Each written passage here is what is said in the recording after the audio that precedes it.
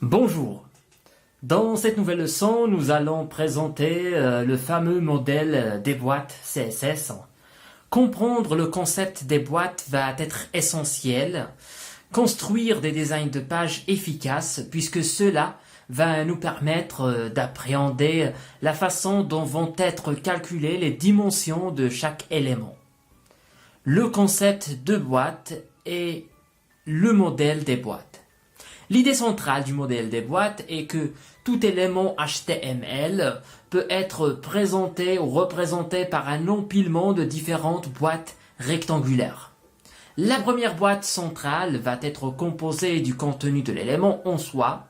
La deuxième boîte va être composée de la première boîte ainsi que des marges internes de l'élément.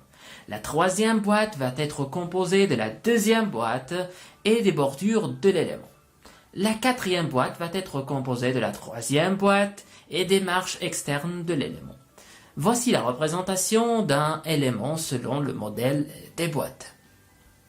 Illustration et explication du modèle de boîte CSS. Les propriétés CSS liées aux différentes boîtes CSS sont: le CSS va déjà nous fournir différentes propriétés qui vont nous permettre de spécifier la taille des différents éléments composant les différentes boîtes. Les propriétés width et height vont nous permettre de définir la largeur et la hauteur de la boîte contenue. La propriété padding va nous permettre de définir la taille des marges internes. La propriété border va nous permettre de définir les bordures pour notre élément. La propriété margin va nous permettre de définir la taille des marges externes.